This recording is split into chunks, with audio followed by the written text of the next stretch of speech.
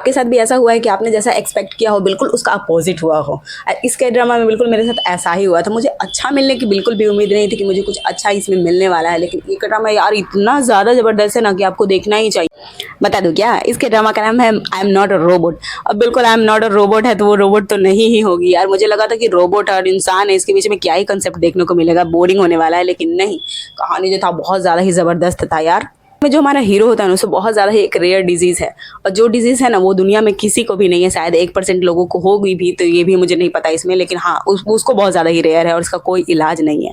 और बीमारी ये है कि वो हमारा जो हीरो है किसी को टच नहीं कर सकता यार, किसी भी इंसान को नहीं। वो भी जब भी किसी को टच करता है ना तो उसके अजीब से एकदम फीलिंग होने लगती है, और उसके बॉडी पर रैसेस होने लगते हैं, और उसकी सांसें फूलने लगती है, सांस नहीं आता। हमारा हीरो बहुत ज़्यादा ही रिच है और अकेले एक बिल्डिंग से अपार्टमेंट में घर में रहता है। अपार्टमेंट नहीं बोल सकते उसको, बहुत ज़्यादा ही उसका बड़ा बिल्डिंग है, उसमें अकेले रहता है। अब अकेले रहते रहते वो बोर हो चुका है, और उसकी एक फियोंसी भी है जो कि बहुत सालों से उसे नहीं मिली है, यानी कि बचपन की ही मिली हुई है।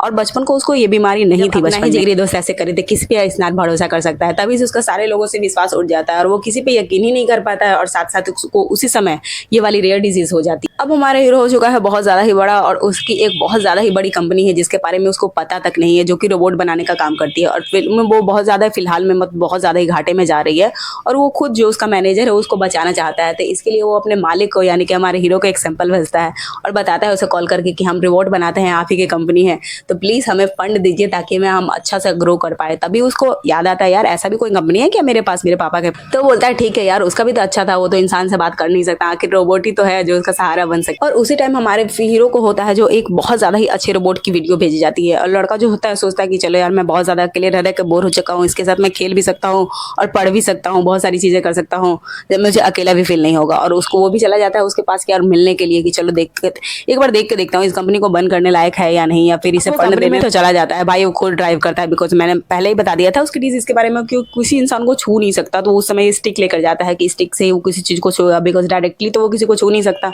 अब देखता है रोबोट वहाँ पर बैठी रहती है, बहुत ज़्यादा ही अच्छी लग रही है, बिल्कुल नहीं लगती कि रोबोट है, वो इंसान की तरह एकदम बहुत ज़्यादा प्यार।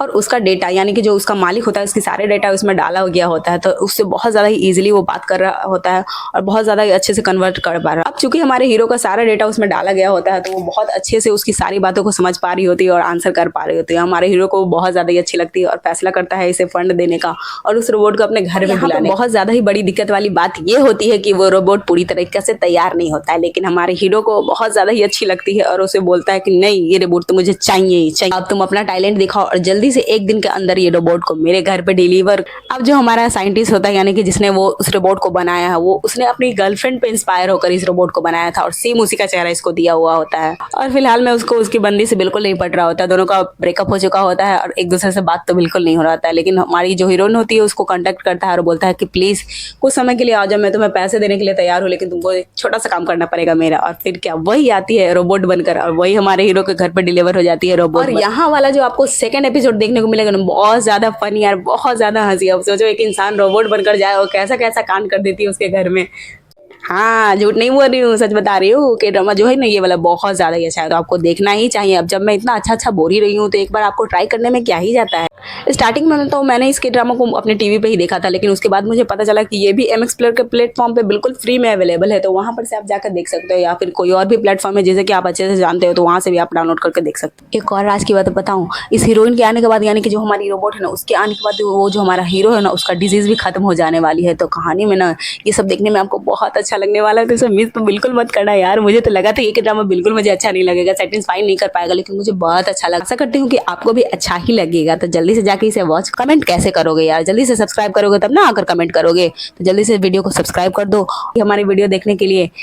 इस वीडियो को लाइक करना बिल्कुल मत भूलना। तो मिलते हैं इसी तरह के अगले के ड्रामा के साथ, तब तक के लिए bye bye and thank you. और अभी तो मेरे 100 ही सब्सक्राइबर हुए हैं, डर के मारे मैंने अपना चेहरा भी रिवील कर दिया, कहीं मेरा भी चैनल हैक ना हो जाए यार। तो जल्दी से हमारे चैनल को सब्सक्राइब कर 1000 फॉलोवर कर दो। इसके मिलूंगी इसी तरह के अगली वीडियो में, तब तक के लिए bye bye and thanks for watching my video.